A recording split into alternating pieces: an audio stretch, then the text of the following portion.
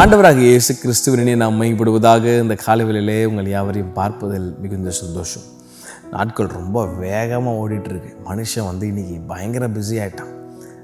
மனுஷன் செய்யாத காரியமே இன்றைக்கி இல்லைங்க. இன்றைக்கி அறிவியல் வளர்ச்சி பெருகும் அப்படின்னு ஆண்டவர் சொன்னார். It is one of the sign. Yesu Kristhu வரப்போகிறார் என்பதற்கு ஒரு அடையாளம். இதற்கு முன்னோடியே நடக்க வேண்டிய அநேக காரியங்கள் ஒன்று மனுஷனுடைய அறிவியல் வளர்ச்சி பெருகும் அப்படின்னு சொல்லி பாருங்கள்.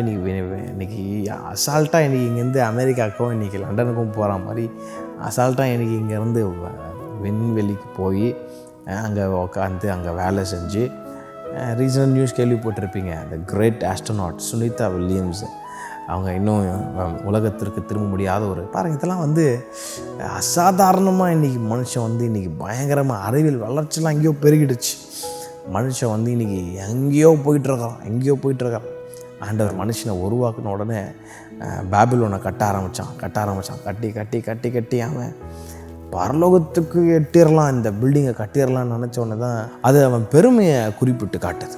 பயங்கரமாக போயிடலாம், மேலே போயிடலாம். அப்புறம் ஆண்டவர் அங்கே சிதறடிச்சார், லாங்குவேஜை குழப்பி விட்டார். பாருங்கள், இன்றைக்கி மனுஷன் இன்றைக்கி தான் இன்றைக்கி எல்லாமேன்ற மாதிரி மனுஷனுக்கு மனுஷன் மரியாதை இல்லை, மனுஷனுக்கு அன்பு இல்லை. ஒரு சென்னையில் தெரிஞ்ச கடந்த 3 வாரங்களாக சென்னையை உலுக்கி போட்ட ஒரு விஷயம் சார் ஆம்ஸ்ட்ராங்குடைய நியூஸ் எல்லாரும் கேள்விப்பட்டிருப்பீங்க இல்லை? சார் ஆம்ஸ்ட்ராங்குடைய நியூஸ் கேள்விப்பட்டு ரொம்ப வருத்தமாக இருந்துச்சு. எனக்கு ஒருத்தர் ஒரு வீடியோ ஃபார்வர்ட் பண்ணியிருந்தார்.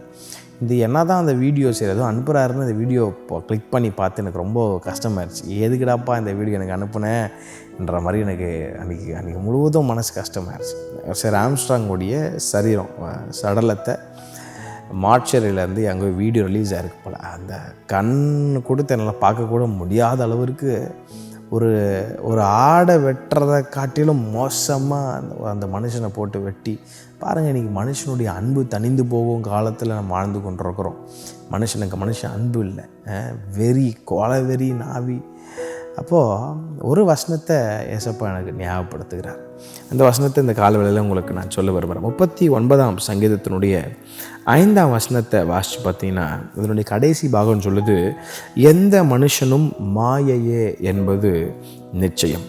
6ஆம் வசனம் பாருங்கள், வேஷமாகவே மனுஷன் திரிகிறான், விருதாவாக சஞ்சலப்படுகிறான், ஆஸ்தியை சேர்க்கிறான், யார் அதை வாரிக்கொள்வான் என்று அறியான். இன்றைக்கி மனுஷன் ஆண்டவரை மறந்து, இது நாட் ஓன்லி அன்பிலீவர்ஸ், இன்னைக்கு கிறிஸ்தவர்களும் சரி, இன்றைக்கி ஆண்டரை மறந்து இன்றைக்கி சொத்து சேர்க்கணும், நிறைய நகை சேர்க்கணும், பணம் சேர்க்கணும். அதெல்லாம் தப்பு இல்லை, ஞானமாக செயல்படணும், ஆண்டர் மேலே நம்பிக்கை வச்சு அதெல்லாம் பண்ணுறது ஓகே தான். ஆனால் ஒரு பக்கம் மனுஷன் சுத்தமாக ஆண்டரை மறந்து இன்றைக்கி பாருங்கள், ஒருத்தருக்கு அன்பு இல்லாமல் இப்போ கேட்டால் கிறிஸ்தவன், சர்ச்சுக்கு போகிற கிறிஸ்தவன், பைபிள் படிக்கிறவன், ஆவிக்குரியவன் சொல்லிட்டு ஒருத்தனை பேசி இன்றைக்கி நிறைய காரியம்லாம் இன்றைக்கி வந்துருச்சு. இவங்க அவங்கள பற்றி பேசி, அவங்கள பற்றி இவங்க பேசி, நம்ம கமெண்ட் சொல்லிவிட்டு டிஸ்கஸ் பண்ணிவிட்டு டைம் வேஸ்ட் பண்ணிகிட்ருக்கோம். நமக்கு ஒரு லக்கு கொடுக்கப்பட்டிருக்கு. இந்த உலகத்தில் நம்ம வாழ்கிற நாட்களில் கிறிஸ்தவனாக வாழணும்னு கர்த்தர் சொல்லலைங்க, கிறிஸ்துவ போல் வாழணும்னா கர்த்தர் சொன்னார். டைம் வேஸ்ட் பண்ணிவிட்டு உட்காந்துட்ருக்குறோம். இன்றைக்கி நம்ம அவங்கள பற்றி பேசி, அவங்க நம்மளை பற்றி பேசி, இதுக்கு கமெண்ட்டை நம்ம கொடுத்து வேஸ்ட் ஆஃப் டைம். நமக்கு எல்லாருக்கும் ஒரே ஒரு கர்த்தர் ஒரு காரியத்தை கொடுத்துருக்கார், உலகம் எங்கிலும் புறப்பட்டு போய் சுவிசேஷத்தை பிரசங்கிங்க. அப்போது ஆண்டர்கிட்ட கேட்கணும், எந்த மனுஷனுடைய வாழ்க்கை மாயையே, அது நிச்சயம் மனுஷனுடைய வாழ்க்கை அவ்வளோதாங்க. ஆனால் இன்றைக்கி மனுஷன் அதை மறந்துட்டு தான் பெரியவன், மற்றவங்களெல்லாம் ஒரு கீழ்த்தனமாக பார்க்குற ஒரு காரியம், ஒரு அன்பு இல்லை, ஒரு சுவாப மாற்றம் இல்லை. நம்ம இன்றைக்கி எதை நோக்கி பிரயாணித்து கொண்டிருக்கிறோம், எதை நோக்கி போயிட்டுருக்கோம்? இதெல்லாம் ஆண்டவர் சொன்ன ஒரு காரியம்தான். நான் வர்றதுக்கு முன்னாடி இவைகளெல்லாம் சம்பவிக்கும், இவைகளெல்லாம் நடக்கும்போது நீங்கள் ஒன்றை அறிந்து கொள்ளுங்கள், மனுஷகுமாரன் வாசல் அருகே வந்து விட்டார் என்பதை அறிந்து கொள்ளுங்கள். இயேசு கிறிஸ்து ரொம்ப சீக்கிரம் வரப்போகிறாருங்க. அதற்கான அடையாளங்களெல்லாம் நம்ம பார்த்து கொண்டிருக்கிறோம். இன்றைக்கி உலகம் ஆயத்தமாகி கொண்டிருக்கிறது. நீங்கள் நானும் ஆயத்தமாகணும். அவர் வருகைக்காக ஆயத்தப்படுங்கள், பிறரை ஆயத்தப்படுத்துங்கள். மற்ற காரியத்தெல்லாம் கொஞ்சம் அது யூ வில் கெட் மெச்சோர்ட். ஆண்டவர் கூட வளர உங்களுக்கு இந்த சோஷியல் மீடியா, உங்களுக்கு இந்த யூடியூப்பு, இந்த ஃபேஸ்புக், இன்ஸ்டாகிராம், அதில் நேரம் செலவிட்டுறதுலாம் பெருசாக உங்களுக்கு தெரியாது. அதை பயன்படுத்தக்கூடாதுன்னு சொல்லலை, பயன்படுத்தினாலும் தப்பு கிடையாது. நல்ல விதத்தில் பயன்படுத்துங்க. உங்களை கூடுமான டைம் வந்து ஆண்டவரோட, உங்கள் ஃபேமிலியோட, உங்களுடைய எட்டர்னல் லைஃப், உங்களுடைய என்ன சொல்கிற ஆவிக்குரிய வாழ்க்கையை கரைப்படுத்துகிற காரியங்கள் விட்டு விலகி ஆண்டவர் மேலே உங்கள் கண்ணு நோக்கமாக இருக்கட்டும். Fixing your eyes upon Jesus.